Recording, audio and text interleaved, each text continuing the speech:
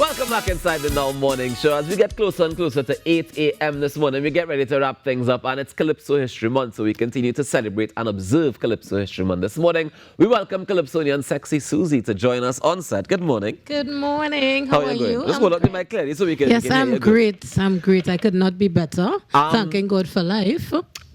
Suzy, what does Calypso History Month mean to you? Calypso History Month is the celebration of the veterans and all their contributions. And it means a lot to me.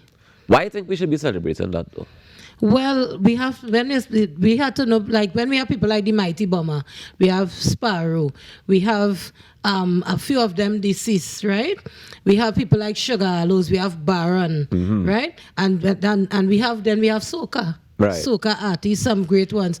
So Soca is our life, you know. Soca and Calypso is our life, and this is Trinidad and Tobago, the land of Calypso, steel band, and Soca, and you know. So no, it's interesting to me because, I mean, you're saying it's our life and is everything to us, right? Yes. And over the years, I've heard people complain about so many things when it comes to Calypso in particular. Yeah. We talk about the declining crowds at the Dimash competition, in the tents.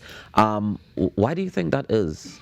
Well, some people were saying is they find the style of the Calypso, right? That there was too much of when people pay the money to come to the tent, they find they were being attacked by some Calypsonians, and you know that is one As side. in the patrons were being attacked by the Calypsonians. And then they were talking about the money, the money to pay to come in the tents and all. Okay. And I think that was crazy. I mean, you know, because I've spoken to people who had problems about, you know, they come in, then the crime situation in the country, right? Then a long time when I started to sing Calypso, they used to have plenty senior citizens. I think plenty of them passed away, right? So it's a variety of things. So not tracking young people no more? But I want to invite you to the tent from now. I don't know, and then I know you go bring the whole TTT. But I just come to the tent, but I find when I look around, I don't see many young chairs, people. Yeah. It have plenty empty chairs and don't have many young people. What's sad is even because I've been to review and one or two tents, the prices they're charging like $150 and people still not coming out, right? I think they had to work out a system, like when people flying, when they're coming in for Carnival, if they could to add that money to the tickets, so like, you know, you give them a pass to come. So then we only relying on foreigners to come and pay for the tent? Well, we had just a suggestion to try something else. Something to make it work. Right, because let me tell you something, they're paying the $1,500 to go all inclusive. And this is the point I was getting at, right? If you can't tell me that the ticket price is too much at $150, when you could pay $2,000 to go a fete, right? So what it is that the fete giving them that the Calypso not giving them? It's not giving them that enrichment, that food for the soul anymore. Well, I studied if we had to do all-inclusive, in the tent, and you give your charge, you're getting doubles and this and that and all of that, plus you're getting a variety of, so you're getting, So that's the next thing. Have we lost that variety? For me, for a long time, you know, I felt as though most of the Calypsos were sounding similar because everybody want to go for the crown, and they need to sing a particular kind of kind. Competition, so if you want to win takeover. Right. Has that affected the writing style of Calypsonians? Yes, because and then everybody's singing the same thing. And listen now, I sing humorous calypsos, right? So for the past 2 years, it's about 50 humorous Calypsonians die, you know. Yeah, Brown boy, it's like every Monday morning, a humorous Calypsonian passes away. For me, that's a very particular art form. Yes. How did you get into that? I mean, Sprang and Shaw had something to do with it? No, I used to I went to Holy Name Convent, and what I used to do is Mommy wanted me to learn to build mass. Right. So I used to go downstairs and sit down, and I didn't like that. So I used to run away from Shafford Courts down. So when she sent me to thing and walk straight across by Shafford there to end up by Calypso Review and stand up outside and watch. Because I liked, you see how Baron and them, the glitter and the glamour and going on stage, and I always like Mighty Bomber, that double meaning and stuff. And the same Bomber saw me after I did this for about 2 years. He said, The young lady I could talk to her, say, he says he would be coming every night and on your outside.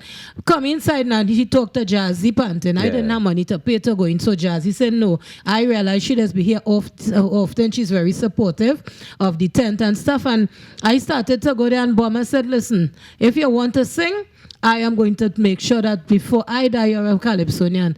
And he invited me to his house up in Laventille, right? And I went up there, and that's where my career started. Wow. You know? Wow. It's a hell of a career. It definitely is. All right, we have a few minutes left, and I really want you to get into one of the songs this morning so we can get a little taste of what Bomber left with you in terms of the skill set. Ladies and gentlemen, Sexy Suzy is going to take over, but I want to remind you to go out there and make a difference today now, because together we aspire, and if together we perspire, then together we most definitely can achieve. Stay tuned to TTT. All day we have your budget coverage. From 12 noon, you can definitely keep it locked in, and we go until 9 p.m. tonight. On behalf of Natasha Lake and the entire team here at TTT, I'm Ruckus, wishing you a beautiful day. I will see you later, or you will see me later. But in the meantime, Sexy Suzy, go ahead and tell us about the best way to get from Trinidad to Tobago. Let's go. Well, you have to sing some chorus with me, right? All right, bring chorus. The chorus is only easy. Chorus, let me go.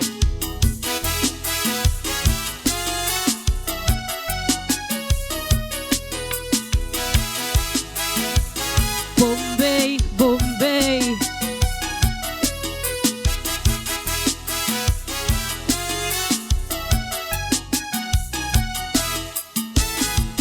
It is not a horse, a mule or a donkey. It is a cat transport facility. Now everybody right here in Trinbago saying that the cat is the way to go. You may think it's a domestic animal. Some of you may even think immoral. But don't be misled and shut up your mouth. It's a cat ferry boat I'm talking about. People just pay money to get a ride. Everybody wants to ride on the cat. They say it feels comfortable inside. Everybody wants to ride on the cat. You could take a drink, lie down and relax. Everybody wants to ride on the cat. You don't have to pay value-added tax. Everybody wants to ride on the cat. Meow. Bombay, Bombay. Well, you could say meow too, you know. I seen a lady, you could say meow. Meow. You're talking about the boat, right? You're coming in now, in the second verse. And this verse is for this handsome gentleman here. Ah, boy. Yeah, your verse now.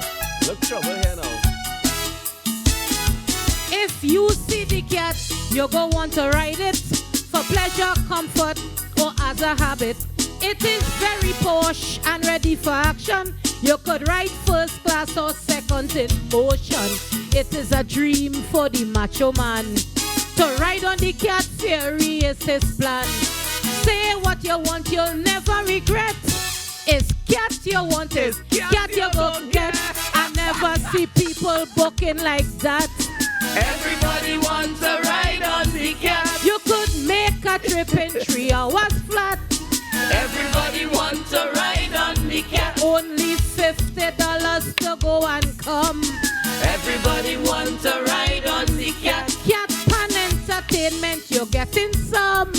Everybody wants to ride on the cat. Meow. Bombay, Bombay. Well, I had to get the rest of the men this piece. We're done. We good?